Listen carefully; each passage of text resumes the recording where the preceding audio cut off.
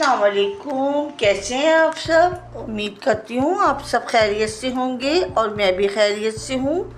आज मैं आपके लिए लेके आई हूँ बहुत ही मज़ेदार चटनी। तो उसके लिए हमने क्या क्या लेना है मैं आपको बताती हूँ। तो देखें फ्रेंड्स, बिस्मिल्लाहिर्रहमानिर्रहीम। ये मेरे पास धनिया है, ये मैंने इस तरह से काटी है।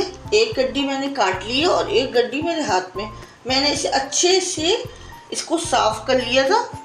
और हमने क्या करना है, इसका बस ये थोड़ा सा हमने इसको रिमूव करना है। ये देखिए, मैंने इसका थोड़ा सा ये आगे से इसकी डंडियाँ रिमूव करनी है और ये डंडियाँ भी हमने शामिल करनी है अपनी चटनी में।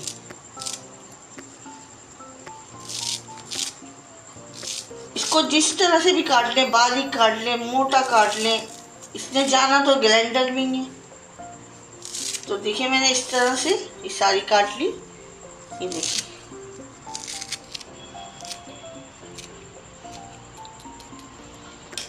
तो देखिए फ्रेंड्स, अब मैं इसको अच्छे से वॉश कर लेती हूँ खुले पानी से। तो देखिए फ्रेंड्स, ये मैंने अच्छे से वॉश कर लिया है इसको, धनिया को भी और ये पुदीने को भी।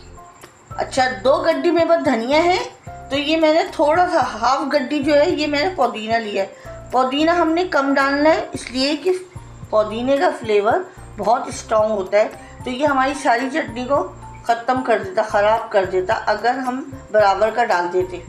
तो इसलिए मैंने हाफ गड्डी ली है। अच्छा, ये है इमली का पल।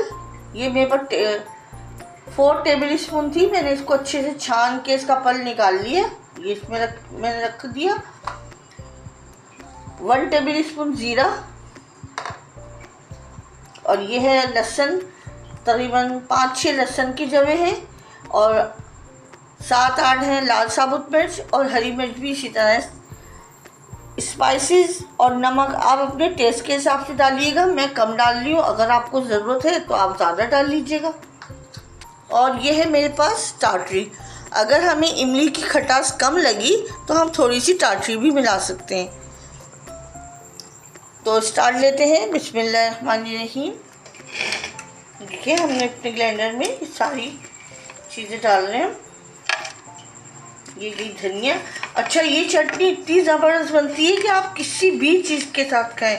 समोसे से खाएं, पकोड़ों से खाएं, टिक्के से खाएं। बहुत ही ज़बरदस्त इसका फ्लेवर होता है, बहुत ही चटपटी और ज़बरदस्त बनती है। आप ज़रूर इसे एक बार ट्राई कीजिएगा। देखिए, ज़ीरा भी मैंने डाल दिया।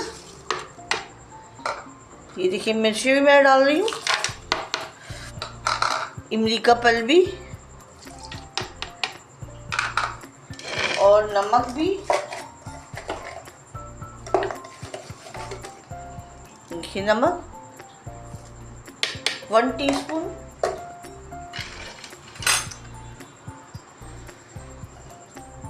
और अब हम करेंगे इसे ग्राइंड। थोड़ा सा पानी डालेंगे इसमें, सही है। और अब हम इसे ग्राइंड करेंगे। हमारी चटनी ग्राइंड हो रही है। फ्रेंड्स, हमारी मज़ेदार सी चटनी ग्राइंड कर ली। देखिए, मैं आपको इसकी कंसिस्टेंसी दिखाती हूँ।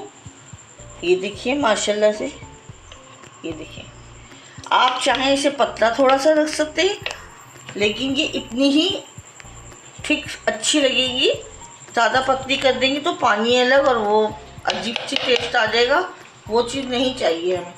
तो आप कोई भी जार ले लें, एयर टाइट जार में इसमें कन्वर्ट कर लें।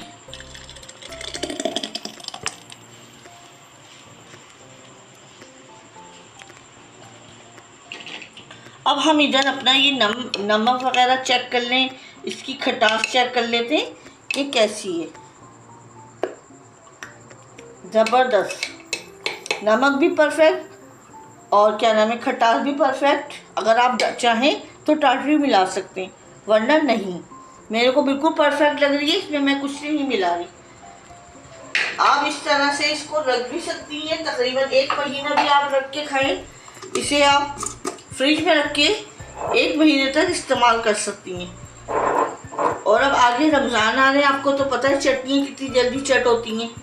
तो ये आप ज़रूर बनाइएगा। आपको मेरी रेसिपीज पसंद आई है तो प्लीज़ इसे लाइक करें, शेयर करें, सब्सक्राइब करें। अपना बहुत ज़्यादा ख्याल रखिएगा, दुआओं में याद रखिएगा। अल्लाह हाफिज़।